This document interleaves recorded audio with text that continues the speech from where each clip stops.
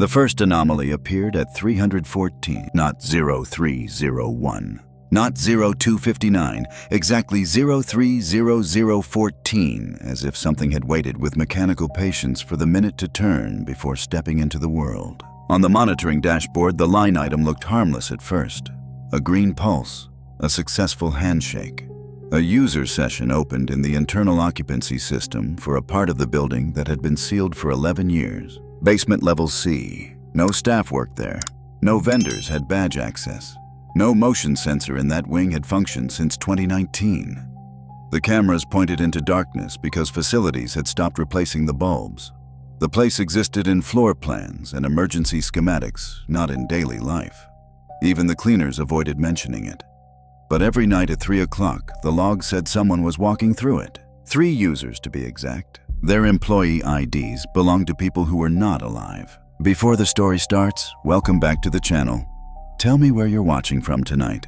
If you love real-feeling horror, true nightmare stories, and the kind of endings that follow you to bed, hit like, subscribe, and leave a comment now because this one gets worse the longer you sit with it. And tonight's story is the kind that makes ordinary office light feel thin, like it's trying and failing to keep something out. Because in a London office tower filled with reports, dashboards, and badge data, someone or something was still coming to work. And according to the logs, it had never missed a single night. Elliot Vance had always trusted numbers more than people. At 32, he worked as a senior data analyst for a property technology firm headquartered in the City of London in a polished glass building just east of Liverpool Street. His job was simple in theory and endless in practice. Collect occupancy data from smart office systems, detect anomalies, optimize energy use, and produce reports that told corporations how their buildings breathed when people moved through them. He loved the routine because it was quiet, predictable. Human behavior, once stripped into timestamps and coordinates and badge pings, became something clean. Fear, grief, embarrassment, office politics, those things did not appear in a CSV export. A person entered a floor at 8:14. A meeting room filled to 78% capacity at 9:02. HV. AC demand rose. A corridor emptied. A light stayed on after midnight. Everything reduced itself to a pattern if you stared long enough. Elliot liked that. He lived alone in a narrow flat in Bethnal Green with a view of train lines and brick backsides of other buildings. His life ran on repetition. Wake at 6:10. Coffee black. Northern line if the Central line looked cursed that morning. Work until the office emptied. Dinner from the same Thai place twice a week. Calls from his sister Claire on Sundays almost always unanswered until later because he told himself he needed quiet to recover from people. Co-workers described him as capable, mildly strange, and better over Teams than in person. That did not bother him. He had no interest in office charisma. He liked being the person brought in when everyone else had theories, and none of the theories matched the data. The building itself helped encourage that kind of thinking. Ashdown House, the company's London headquarters, had once been something else before glass and steel had wrapped around its bones. The oldest part of the structure dated back to the early 20th century, with subsequent expansions layered around it like a shell grown over a skull. Some floors were all sleek meeting pods and touchless doors. Others still had narrow service corridors, old brick fire stairs, and basement utility routes that no longer appeared on the public visitor maps. Employees joked about it sometimes. Not ghost jokes, not exactly. More the tired kind, office workers used to survive long weeks. You'd hear things like, "Don't stay on 9 after midnight, the climate control goes feral." Or, "If the lift skips B2, don't press it again." Or, "The Old West stair smells like wet pennies because the pipes sweat there." Facilities managers hated those stories because stories became complaints, and complaints became tickets. So the company culture did what modern companies always do: it swallowed unease under policy language. Restricted areas, legacy infrastructure, sensor inconsistency, environmental noise, known issue. But there were small things about Ashdown House that made even practical people lower their voices. There was the corridor on basement B where phone calls always broke up in the same 8-meter stretch. There was the abandoned archives room whose smart lock occasionally reported door forced open when the room itself had been gutted years ago. There was a blind angle in the rear service yard where delivery staff claimed they sometimes saw a person standing behind the frosted glass, only for the room beyond it to be empty. Elliot knew all of that without believing any of it. His department sat on the 8th floor where the windows reflected gray London sky in winter and blinding white heat in summer. The office had the usual things: hanging plants that died slowly, hot desks that no one cleaned properly, and acoustic panels that made every room feel like a padded argument. He spent most of his time wearing noise-canceling headphones and working with building telemetry streamed from dozens of client sites, though Ashdown House's own systems were tied into an internal test environment his team used for model validation. That meant Elliot occasionally worked with raw local building data no one else bothered to inspect closely. The night shifts were unofficial, not required but useful. When models failed, or data pipelines jammed, or a dashboard broke before a board presentation, Elliot stayed late because fewer people around meant fewer interruptions. Security knew him by sight. The cleaning staff nodded to him. He sometimes left after 11 p.m. and walked out into streets washed silver by rain and traffic light reflections, feeling oddly calm in the emptiness.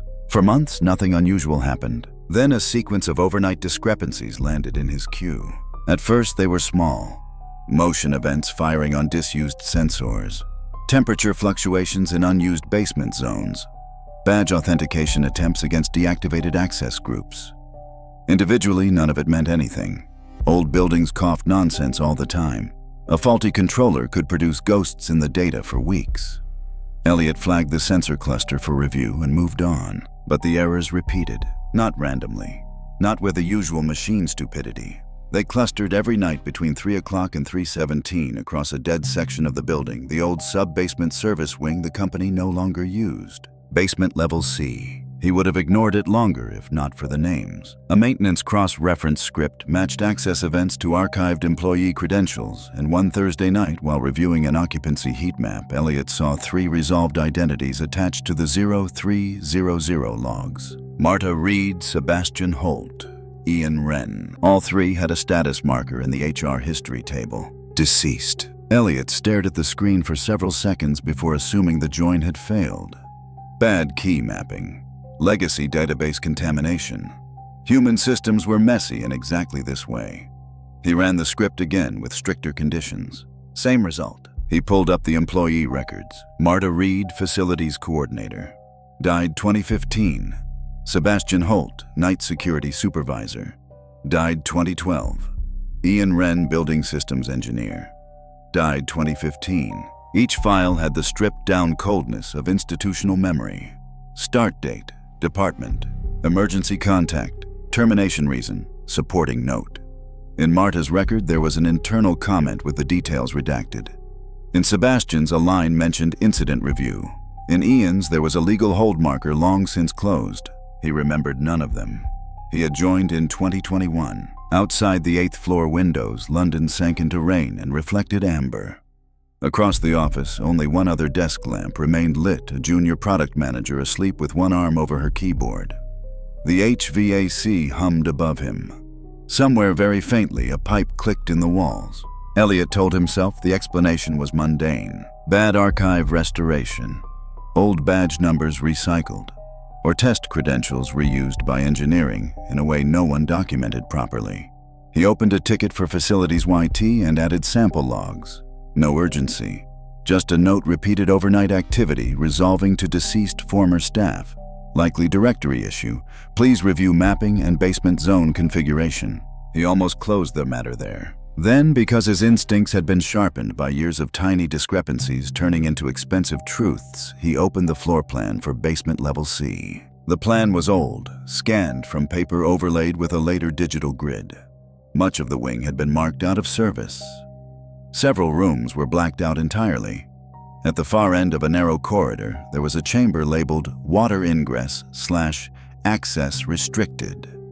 Nearby, in faded type, barely legible, another room held an older designation beneath the update layer. Record Storage/Mortuary Hold. He zoomed in, thinking he had misread it.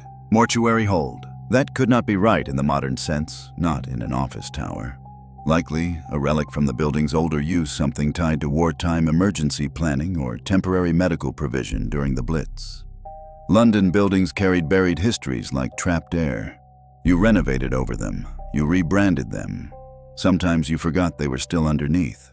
Elliot leaned back in his chair and felt for the first time a thin, cold thread wind through his concentration. He did not believe in haunted places, but he believed in records, and Ashdown House's records were telling him that every night at 3 o'clock, 3 dead employees entered a sealed basement wing and moved through it in a precise sequence no system glitch should have been able to imitate.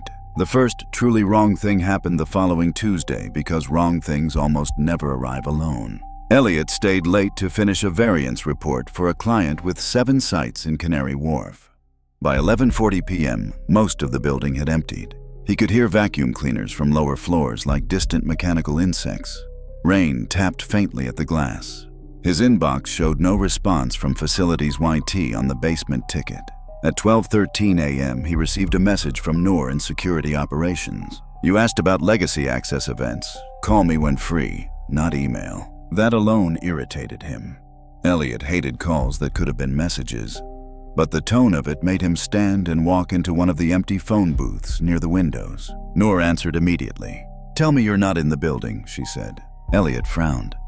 "I'm in the building." A pause, then, "Of course you are." Noor Khan was one of those people who seemed genetically designed to remain competent under fluorescent light. She oversaw internal security systems for the company's UK sites and had a reputation for having every bad answer before anyone asked the question. Elliot respected her because she rarely dramatized anything. "What's wrong?" he asked. "I pulled your ticket," she said. "Those names." "Yes, I need to know why you were looking at them, because they appeared in the access logs." Another pause, then a quiet exhale into the receiver. "They're not supposed to resolve anymore." "What does that mean?" "It means their credentials were supposed to have been scrubbed after the incident." "What incident?" "Not over the phone." Elliot felt annoyance edge into something sharper. "Noor, I'm serious. Where are you exactly?" 8. "Go home." "That's not an answer." "It's the best one I have right now." Papers shifted on her end. Keyboard clicks. "Listen carefully. Whatever you do, don't go into any basement level tonight, especially if you see anything odd in the logs around 3. "See what?" "Elliot." The line broke. Not a normal mobile stutter. Not static. 1 second, Noor was there. The next, the call collapsed into a long, flat silence, then a sound like a microphone rubbing against wet fabric. Elliot pulled the phone from his ear. "On-screen call active." He listened. At first, he thought it was interference. Then he realized it was footsteps. 3 sets, slow, hollow, echoing from far below. Not through the phone speaker exactly, but buried under the deadline, as if the call had somehow opened into a different acoustics channel. After several seconds came the soft metallic chirp of an access panel accepting a badge. Then a woman's voice, breathless and low. "Don't let them log us twice." The call disconnected. Elliot stood in the booth without moving. Outside its glass walls, the open office looked normal and absurdly bright. A desk fan rotated. 2 monitors glowed on sleep mode. Someone had left a ceramic mug by the printer. It was all so ordinary that the call immediately began to feel impossible in memory, like something misheard while half asleep. He dialed Noor back. No answer. He messaged call dropped. "What incident?" No response. The rational explanation arrived quickly because rational explanations always hurry to patch the hole before fear widens it. Security radio bleed, audio artifact, tiredness, misinterpreted sound. He told himself this while walking back to his desk, while pretending to read the variance sheet while failing to read a single number. At 2:52, curiosity won. Elliot opened the live monitoring dashboard for Ashdown House and split the screen between occupancy, telemetry access events, and environmental sensors for the basement stack. He did not plan to go downstairs. He only wanted to watch the anomaly happen in real time. The building felt different after 2:30. That was the first lesson. It was still warm, still lit, still fully itself in every visible way. But the office quiet changed quality, as if all residual human presence had finished draining out and left behind an emptiness that was not neutral. Even the air seemed to stop circulating properly. Somewhere in the floor void above him, something tapped once, then not again. At 02:59:48, basement level C appeared on the thermal map. Not brightly, not with full silhouettes, Just 3 cold moving absences, as though the system could only register the space where heat should have been displaced. Elliot leaned forward. 025959, 030014. A successful badge entry fired on door C01. User Marta Reed, then C03. User Sebastian Holt, then C07. User Ian Wren. He checked the other streams. Motion sensors aligned in sequence. Pressure variance in a sealed corridor. A humidity spike in the flooded chamber. Door states changing in exact order one after another deeper into the dead wing. His mouth went dry. This was impossible, and because it was impossible, it became irresistible. There had to be a system cause. A replay loop. A stored event cascade. Some ancient test scenario triggered by an overnight cron job. It had to be something that boring. He opened the camera feeds. Most cameras in basement C were dead, returning darkness or static. One positioned above corridor C East showed a grainy black and white view with timestamp overlay. The image was dim but functional. The corridor was empty for a full 2 seconds. Then the far-end access door opened inward. No person entered, but the door remained held for a moment, as if something had passed through it. Then another shape crossed the frame, not visible, not fully, but inferred by what happened around it. The motion detector light flicked on. Dust rose from the floor. A length of hanging cable moved after nothing touched it. Then, one by one, wet footprints began appearing on the concrete, not filling in from a body off frame, forming a left foot, a right, another left. Each print darkened into existence with a glistening edge, as though invisible souls were walking toward the camera carrying water from somewhere underground. Elliot stopped breathing. The prints halted below the camera. The image stuttered. Horizontal tearing cut through the frame, and for a fraction of a second the feed resolved into 3 human figures standing directly beneath the lens and looking up. A woman with half her face hidden by damp hair. A broad-shouldered man in an old security jacket. A taller man in a hard hat and reflective strips gone black with moisture. All 3 had skin like paper left in a sink. Their badge lanyards hung straight down. Their mouths were open too wide, not screaming, just opening as if preparing to receive something. Then, the image snapped back to the empty corridor. Elliot jerked away from the screen so fast his chair wheels squealed. The office around him had not changed. No one else shouted. No alarm sounded. But on his desk, his phone vibrated with a new message. From an unknown internal number. "Stop watching them." He stared at it. Another message arrived immediately after. "They notice when they're seen." His first impulse was to call security, but his fingers would not move properly. They tingled numb and cold. On the live dashboard, the 3 access traces continued through the basement route as if nothing abnormal had happened. Door C11. Corridor C South.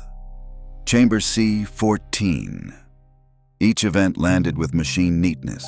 Then a third message appeared. He never left the hold room. A sound came from the open office behind him. Not loud, just a soft, wet click like a soaked shoe lifting off tile. Elliot turned. At the far end of the aisle between desks near the dark glass of a meeting room, someone was standing where no one should have been. The figure was too distant to make out clearly, but it was human-shaped and wrong in ways his mind could not settle. It seemed both tall and folded, one shoulder higher than the other, head angled downward. Water shone beneath it on the carpet in a thin line, leading back toward the elevators. For one frozen second, Elliot thought it might be a cleaner in bad light. Then it raised one arm and pointed not at him but at the floor, at the direction of the elevators. At the basement, Elliot's phone rang. Unknown number. He answered because his body did it before his mind could object. A woman whispered, "You need to see where they stop." Then the line went dead. When he looked up again, the figure at the end of the office was gone. But the carpet where it had stood was dark with water. People like Elliot did not snap all at once. They eroded. The next day, he barely slept, and lack of sleep made everything feel theatrical, which should have made it easier to dismiss. But daylight did not reduce the evidence. It only rearranged it into more respectable forms. At 8:05 a.m., he found Noor waiting near the 8th floor kitchen holding a cardboard coffee tray and looking like she had not blinked in 12 hours. "You look awful," she said. "So do you." "That's because I'm smart enough to know when to leave." She handed him a coffee. "We're not discussing this in chat." Conference room. They took a small internal room with frosted walls and no windows.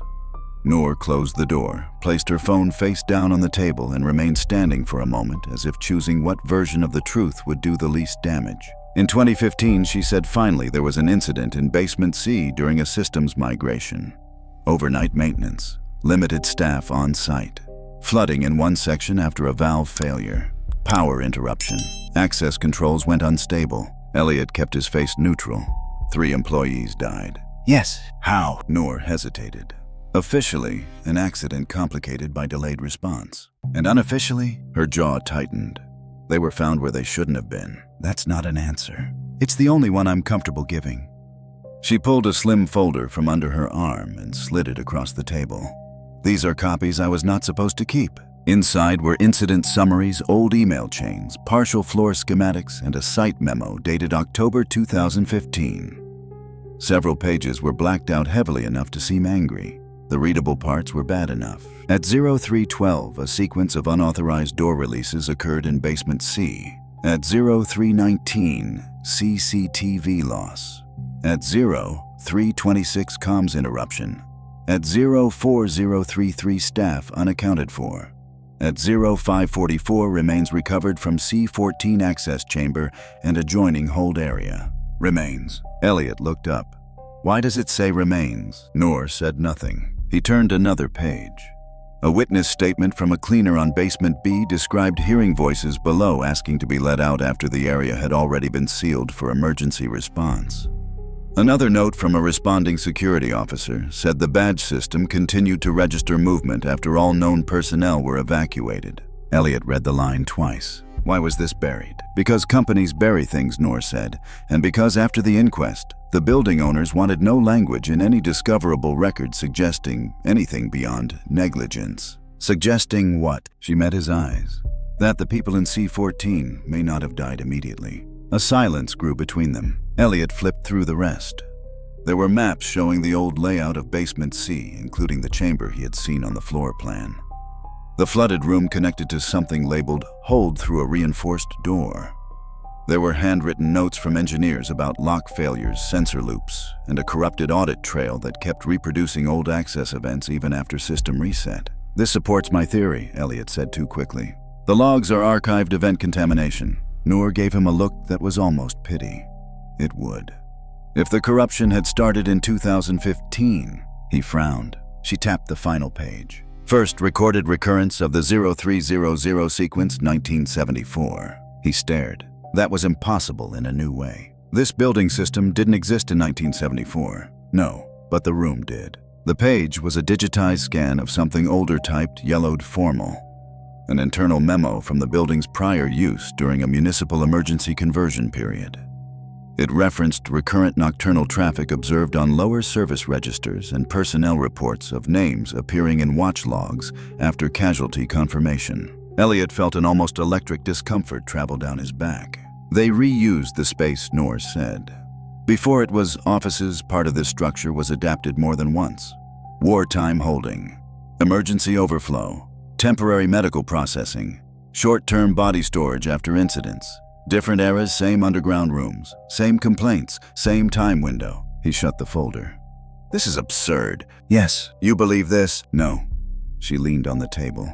I believe 3 people died down there. I believe the company scrubbed everything it could.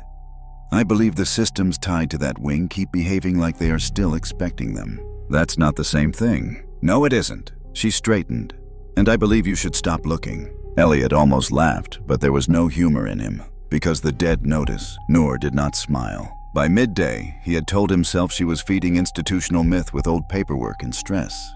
Yet he could not stop thinking about the witness statement, the 1974 memo, the wet footprints on camera. Every explanation he reached for now frayed at the edges. He spent the afternoon digging where he should not. Legacy backups were not meant to be elegant. Buried across file shares and archived snapshots, they preserved the bad habits of dead administrators.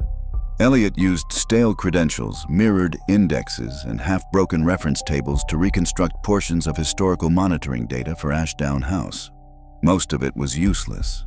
Some of it was unsettling. The 0300 sequence was there again and again, not nightly, not at first.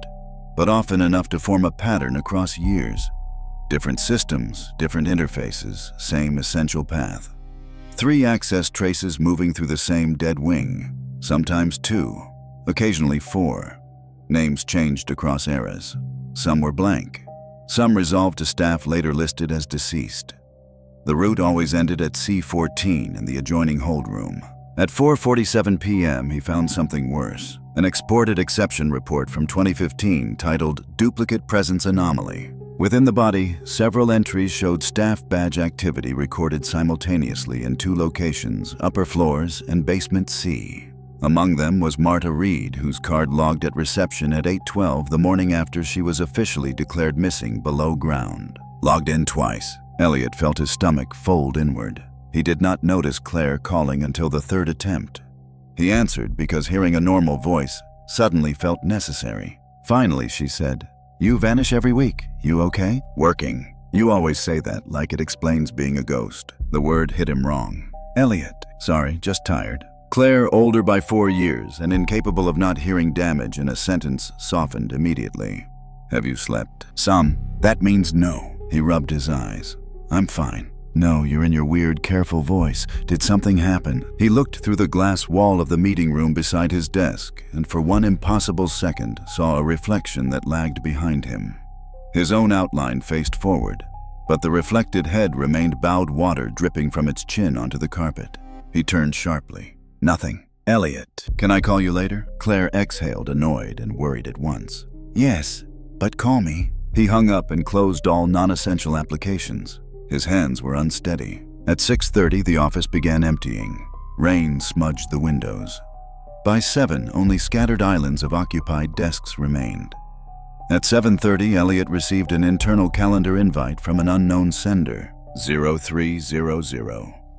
Review. Basement C. Location on-site. Required attendees. E. Vance. No organizer name. No reply options. The invite description contained a single line, "Come see where they stop." He deleted it. It reappeared 30 seconds later. He deleted it again. This time his outlook crashed. By 8:15, he made a decision that felt rational in the moment.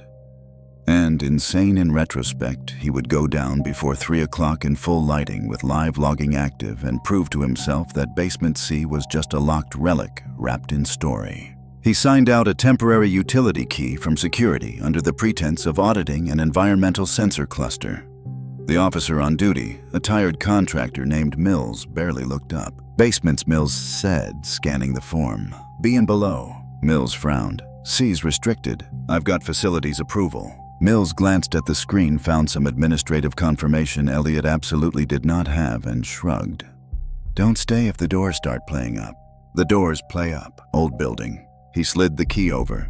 They shut where they shouldn't. At 9:02 p.m., Elliot took the service lift down. The descent felt longer than it should. B1, B2, B3.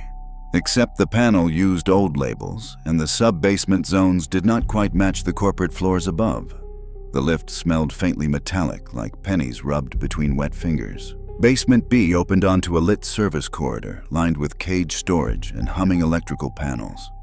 Elliot followed the map Nor had given him to a heavy door marked Authorized Personnel Only. Beyond it, the air turned cooler and damper. Pipes ran overhead like exposed veins.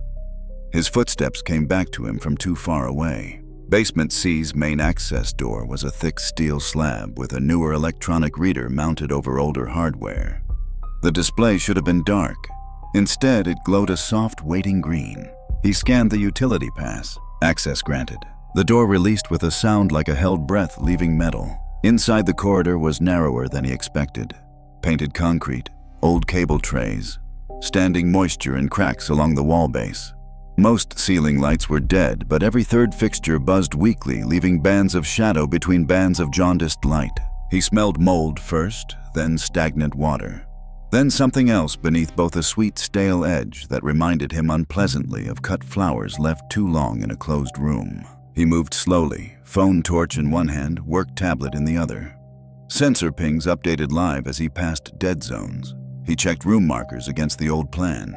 C03, C05, C07. Most doors had been welded or chained.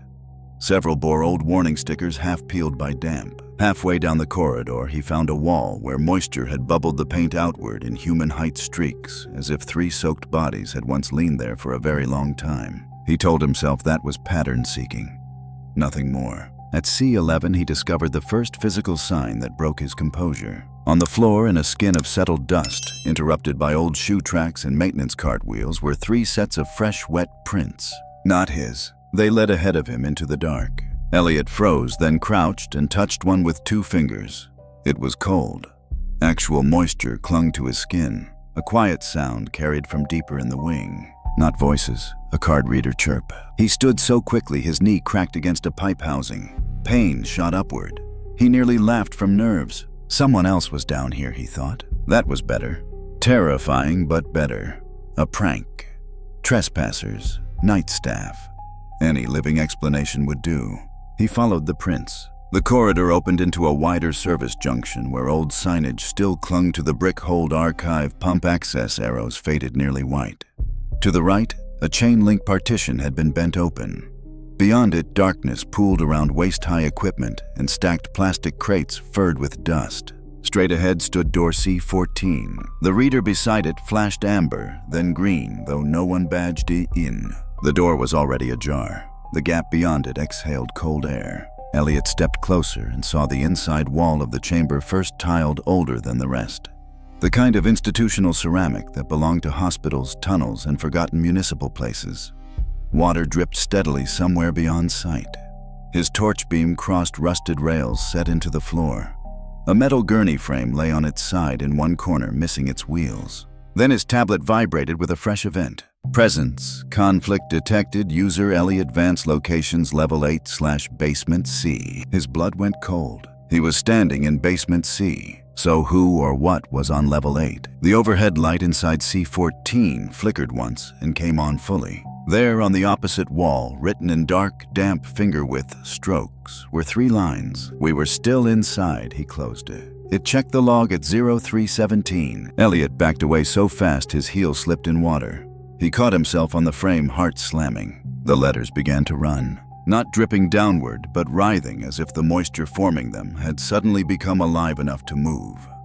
The final line stretched into a longer mark, then a circle, then a crude shape, unmistakably like a camera lens.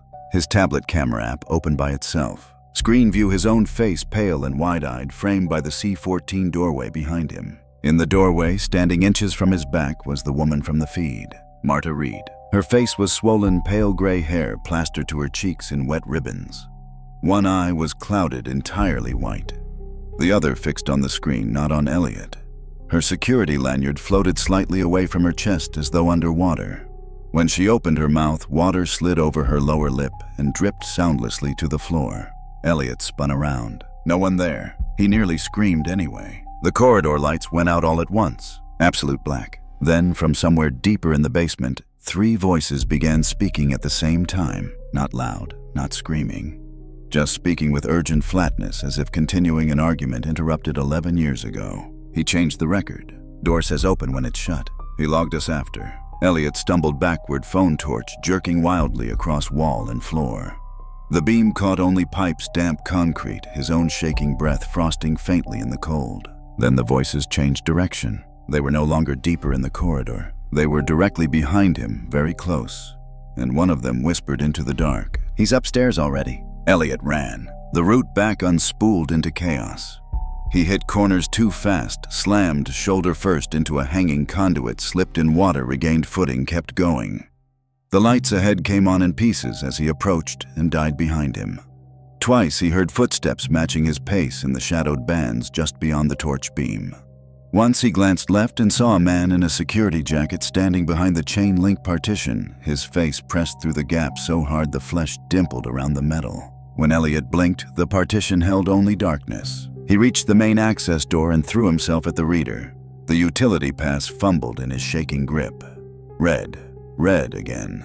Come on! On the 3rd try, green. The door opened a hand's width, then jammed. From the corridor behind him came the slow, wet slap of approaching feet. Elliot shoved with everything he had. The steel gave another inch. Cold fingers brushed the back of his wrist. He yanked his arm free with a raw, involuntary shout and rammed himself through the gap sideways. His shirt caught. Something pulled once hard from the other side as though reluctant to surrender him. Then he fell into the lit service corridor of basement B, and the heavy door slammed shut behind him. The sound echoed for a long time. He lay on the floor, gasping, staring at fluorescent lights that seemed offensively normal. A security radio crackled somewhere nearby. A cartwheel squeaked. Human sounds. Real sounds. Elliot rolled onto one elbow and looked at his wrist. 4 long wet marks striped the skin. Not scratches. Finger trails. He did not go home. He went up. Some logic, broken but still functional, told him the phrase mattered. He's upstairs already. Back on level 8, the office was empty. Almost. At Elliot's desk, seated in his chair with perfect stillness, was a man in dark clothes facing his monitor. Only his back was visible. Broad shoulders, neat posture. One hand resting on the desk beside Elliot's keyboard. Not one of the dead trio. Someone else. Elliot stopped at the edge of the aisle. Hello. The man did not move. On Elliot's monitor, windows were open across the screen. Log viewers. Archived badge events. Historical incident records. Someone had accessed directories Elliot himself had not reached yet. Who are you? Slowly, the man rose from the chair. He turned. He was in his late 50s, maybe early 60s, with the preserved face of someone who had once been handsome in a disciplined corporate way and had spent decades sharpening that face into authority. His suit was outdated but immaculate. His skin had a dry, colorless quality like paper sealed from air. Around his neck hung an old security pass in a cracked plastic holder. The badge read, Peter Mallow, Building Operations Director. His eyes fixed on Elliot with almost administrative annoyance. You weren't supposed to correlate across eras, he said. Elliot could not answer. Mallow glanced at the screen, then back at him. Once they're counted wrong, they don't settle. That's the issue with modern systems.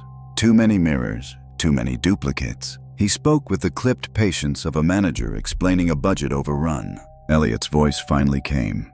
You're dead. Mallow seemed to consider the wording. Not in the way that matters here. Then he smiled. It was a small smile, but it broke the room completely, because nothing in it was human warmth. It was relief. The relief of a problem nearing transfer to someone else. The building needs a correction, he said, and you've been entered twice. The overhead lights flickered. When they stabilized, the chair at Elliot's desk was empty again. Only the monitor remained bright, displaying a timestamp he had not opened, 03:1709, and a command line waiting for input. By midnight, panic had matured into purpose. That was the dangerous thing about Elliot. Fear did not make him stop. It made him organize. He locked himself in the conference room with Noor's folder, the historical exports, and the strange command line now mirrored on 3 separate systems as if some hidden process wanted desperately to be acknowledged. He called Noor repeatedly until she answered on the 6th try. I told you not to go down there, she said immediately. I met someone else. Silence. Peter Mallow. The silence on her end deepened into dread. Describe him. Elliot did. When he finished, Noor swore under her breath. That's impossible. Clearly not. Mallow ran building operations before the current ownership group. He died in 2016. How? Stroke officially. Another pause. Unofficially, there were rumors he never recovered after the inquest. Everyone said he was obsessed with the access records. Why? He approved the emergency lock sequence that night. The room seemed to tilt around Elliot. He trapped them. We don't know that. We do. Noor's voice lowered. Listen to me. Whatever you think you've found, do not interact with any system prompt after 3. The last engineer who tried to purge the basement event chain had a breakdown and walked into live traffic outside Moorgate. Elliot looked at the command line on the screen. Cursor blinking. Waiting. Reconcile présence / Too late, he said. The line went dead again. At 1:10 a.m., he dug deeper into the 2015 audit trace and finally found the hidden mismatch Marta's message had pointed toward. At 3:17 that night, after the unauthorized access chain and comms loss, the building system recorded a manual presence reconciliation by an admin-level operator. The function was meant to correct occupancy counts after sensor failure. It forced the system to accept a chosen reality. On the visible record, all 3 missing staff were marked exited / not on site. At 3:17, But other logs, buried lower, unlinked, almost orphaned, showed their badges still active below ground until after 5 o'clock. Peter Mallow had changed the count before the search. He had made the building believe they were already gone. And in a building run increasingly by automated assumptions, locked routes, occupancy, safe zones, response priorities, the belief of the system could become the belief of the humans using it. Delayed search. Wrong doors opened. Wrong zones cleared. Wrong spaces checked first. Not murder in the clean legal sense. Something worse. Administrative death. They had been erased before they stopped breathing. Elliot sat very still after understanding that. Outside the room's glass wall, the office lay in blue monitor glow and strips of dimmed overhead light. It was 2:21. Less than 40 minutes until the sequence began again. He knew what Mallow wanted. A correction. Another forced reconciliation. The building needed someone currently duplicated in the logs, someone entered twice to absorb the unresolved presence conflict. Elliot was now showing on level 8 and basement C at the same time. If he answered the prompt blindly, perhaps the system would choose one truth and discard the other. Maybe that was how it had always worked. Maybe this place was full of people the building had counted wrong. He should have left. Instead, he opened a maintenance shell tied to the legacy access controller and wrote a crude comparison query across all preserved audit layers he could still reach. He wanted proof. A full chain. Something undeniable. The result came back almost immediately. Across multiple decades, every recurrence of the 0300 sequence ended with one of two outcomes: manual reconciliation completed or presence conflict unresolved. In the unresolved cases, subsequent incidents followed. Missing persons, medical events, suicides, falls, staff reporting seeing themselves in restricted camera zones. In the completed cases, the sequence ceased for a time. The correction had a cost. At 2:47, Elliot printed everything. He emailed encrypted copies to Claire to Noor to an external personal account. If anything happened, there needed to be witnesses outside the building's systems. Then he did something even more reckless. He took the service lift to basement B again, carrying a portable work light, a radio, the utility key, and a printed copy of the 0317 audit trail. He was going back to C14, not to prove ghosts, to break the loop at the source. The service corridor was colder now. No human noise. Even the building's mechanical hum seemed reduced, as though the lower levels were listening. At the main steel door to basement C, the reader was already green. Inside the corridor waited in alternating strips of weak light and dark exactly as before, but this time the wet footprints had multiplied. Dozens of them crossed and recrossed the concrete, some ending at walls, some emerging from under sealed doors, some overlapping his own prints from earlier in the night. At 2:58, the first voice spoke. Late. It came from his left close to ear height, though no one stood there. Then another from ahead, he made us late. And a third from behind, check the hold. Elliot kept moving. Door C14 stood open wider than before. Beyond it, the tiled chamber looked less like an abandoned utility room now that his work light flooded it. Rusted rails ran toward the adjoining hold room. A floor drain yawned dark at center. The walls bore old impact marks and newer water stains. On the far side, the reinforced internal door hold was shut. The command line prompt appeared on his tablet again. Reconcile présence /1. Below it, new text typed itself. Choose who remains. His throat tightened. No. The tablet screen went black. At 3:14, every light in the room clicked off except his portable lamp. The beam swung as his hand shook and the chamber filled slowly with shapes, not appearing all at once. Stepping into visibility from angles the eye resisted. Marta first near the rail track. Sebastian by the opposite wall in his old security jacket, one side of his throat dark and collapsed inward. Ian near the hold room door, hard hat, split face, bloated with the gray softness of long water. They were not transparent. They were too present for that. Wet, heavy, dimly reflective.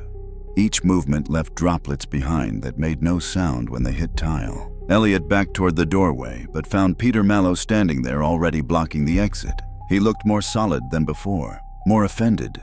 One gloved hand rested on the frame. "You're making this difficult," Mallow said. Elliot's voice emerged ragged. "You locked them in. I secured a hazardous zone during systems failure. You changed the log." Mallow's expression hardened. I corrected an unstable occupancy count to prevent panic. You left them down here. I maintained order. The dead three did not look at Elliot. They looked at Mallow. Something changed in the room's pressure. The air grew thick enough to feel breathed before it reached the lungs. Mallow took one step inward, and for the first time the calm managerial tone slipped. Do you understand what negligence claims do to buildings, to operations, to everyone above them? Systems require certainty. Someone must decide what is inside and what is outside, what is present and what is not. Marta's head turned with a wet crack. She was still speaking, she said, voice layered as though another weaker version of it lagged beneath the first. Sebastian added, he heard us. Ian lifted one ruined hand toward the hold room door. He reconciled early. Mallow's jaw flexed. You were already dying. The room convulsed. No explosion, no cinematic blast. Just a violent, wrong shudder through floor walls, light and sound all at once, as if the chamber had clenched around old memory. Water burst from seams in the tile. The portable lamp flickered. From behind the hold door came a sudden pounding. Not fists, not quite, but repeated impacts from many angles, urgent and arrhythmic. Elliot flinched hard enough to nearly fall. The pounding continued. Something inside the hold room was still trying to get out. Mallow turned sharply toward the door, and for the first time, genuine fear showed on his face. No. The dead three moved toward him together. He stepped backward. Stay where you were counted. That line, absurd and monstrous, seemed to ignite them. Marta's mouth opened wider than any jaw should permit, and a spill of black water poured down her front. Sebastian crossed the room in 2 heavy strides that did not match the wet marks his shoes left. Ian reached the hold door and pressed both palms flat against it. The pounding stopped instantly. Then the lock indicator above the door changed from red to amber, to green. Elliot knew with a sudden sick clarity that whatever had been trapped here over the decades was larger than the 3 dead employees. This place had accumulated unresolved presence the way drains accumulated silt. Every miscount, every body moved through every person logged out too early or never logged properly at all.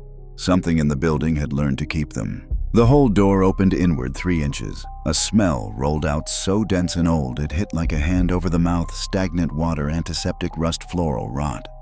And underneath it all, the sweet, sour, organic note of many endings layered together. From the gap, a row of employee badges on lanyards slowly spilled across the tile, as if pushed by water from within. Dozens. Old cardstock, newer plastic visitor tags, security passes. Some fused together. Some snapped. Some carrying names half erased by damp. Mallow took another step back and hit the wall. You don't know what that room does, he said, but now he sounded like he was pleading with history itself. It keeps whatever the building cannot classify. It was supposed to stay shut. Elliot forced himself to move. He seized the printed audit trail from under his arm, crossed to the wall terminal still wired beside C14, and slapped the pages against the wet metal casing as though paper could anchor him. The terminal screen flickered to life of its own accord, showing the old 0317 reconciliation record. He understood then, not supernaturally, but structurally, what had to happen. The system had to be told the truth in the precise place the lie had been entered. He pulled up the admin field. Mallow lunged. Don't! Sebastian caught him by the shoulder, not with dramatic violence, with the terrible inevitability of a hand reclaiming something misfiled. Water darkened Mallow's suit where Sebastian touched him. The old operations director twisted face, splitting between rage and panic. They'd have blamed all of us, he shouted. Do you think any building survives that? Do you think people keep their jobs, their funding, their leases? 3 deaths become a scandal. A scandal becomes closure. Closure becomes ruin. I made the necessary decision. Marta looked at him with her one clear eye. You left us hearing you. Ian's voice came from the hold room door without his mouth moving. He listened at the panel. The pounding inside resumed softer now, like many hands resting where they could sense warmth through steel. Elliot's fingers flew over the terminal. The original record showed exited/not on site. He replaced it with on site/unaccounted for/search, delayed by manual override. Then beneath that, he entered every preserved name he could pull from the unresolved chain.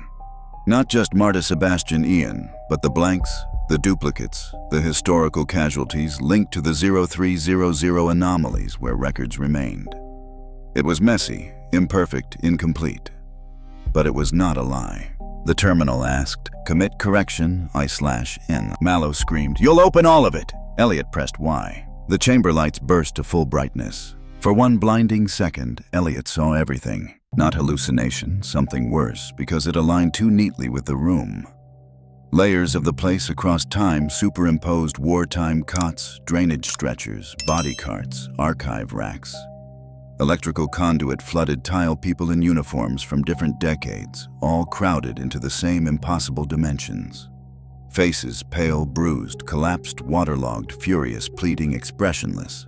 Some looking toward the exit, some looking at the floor, some looking only at Peter Mallow. The whole door swung fully open. Darkness inside, but not empty darkness.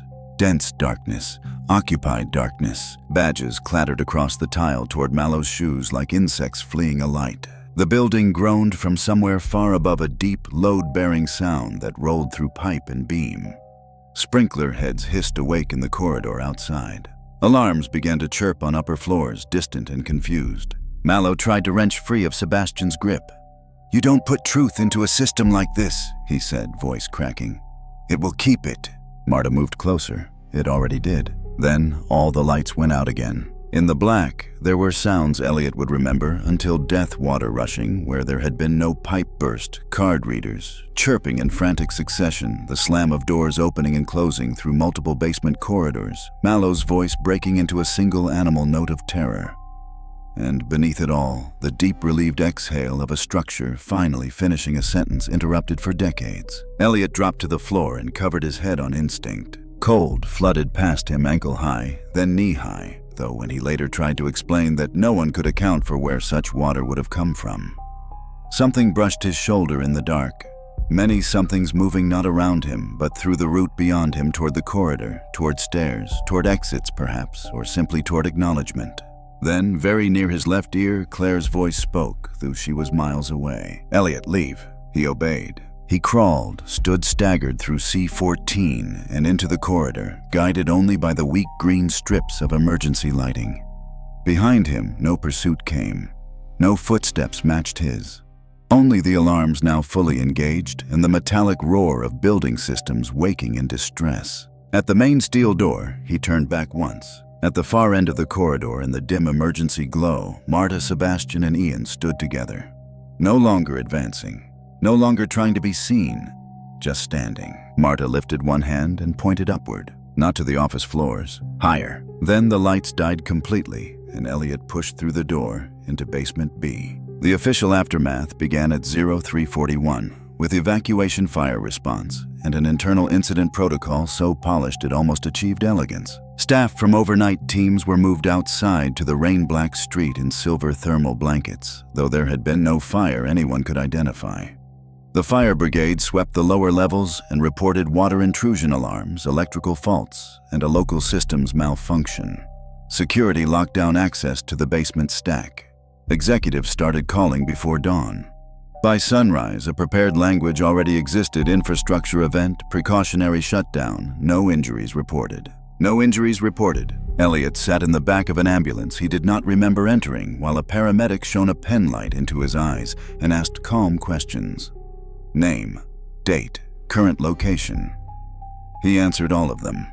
His trousers were soaked from the knees down. His right wrist still bore 4 cold finger marks that had not faded. Nor found him there just after 6. She looked at the marks, then at his face. "What did you do?" He gave her the encrypted drive containing copied records and said, "I corrected the count." She closed her eyes briefly, like someone hearing a verdict she had expected but dreaded. Inside the building, senior management spent the morning attempting to understand why legacy audit tables across multiple systems had suddenly repopulated with historical exceptions, deceased staff records, archived incident notes, and dormant access groups. The correction Elliot had committed did not purge the anomalies. It surfaced them. The truth had not cleaned the system. It had made it visible. By noon, legal was involved. By 2 corporate communications. By 4 people from parent company risk governance. They questioned Elliot in a room with bad coffee and excellent ventilation. He gave them a version of events stripped to acceptable facts. Historical discrepancy, identified unauthorized basement inspection, legacy, terminal access audit, correction, executed based on recovered evidence of suppressed occupancy status. He did not mention Ghost's wet prints forming by themselves or Peter Mallow speaking beside his desk. They looked unsettled anyway, because even without the impossible parts, the possible parts were ugly. Delayed search, manual override, concealed incident records, systemic suppression, a building operations director altering presence data in the minutes during which 3 trapped employees might still have been found alive. The company could not bury that again. Not now. Not with copied records already sent outside. By evening, Ashdown House closed temporarily. Staff were told to work remotely. Support resources were offered in the bloodless HR tone used when organizations fear lawsuits more than sorrow. Elliot went home to Bethnal Green in clothes borrowed from a first aid kit locker and showered for nearly an hour, but the smell of the basement remained in his nose. Wet metal old tile sweet rot. Claire arrived unannounced just after 9 with groceries and the expression of a sister who had gone past anger into triage. You emailed me at 2:36 in the morning with subject line, "If something happens," she said by way of greeting. So, now I'm here. He let her in. He did not tell her everything. Only enough that she understood it was not burnout, not stress, not a panic episode shaped by overwork. He showed her the copied records. She read in silence, face tightening line by line. "They left them," she said finally. Yes, and you think that's the end of it? He thought of Marta pointing upward in the dark. No. That night he slept in bursts and woke each time with the same feeling that someone had entered the flat and was standing just outside the bedroom door, not threatening,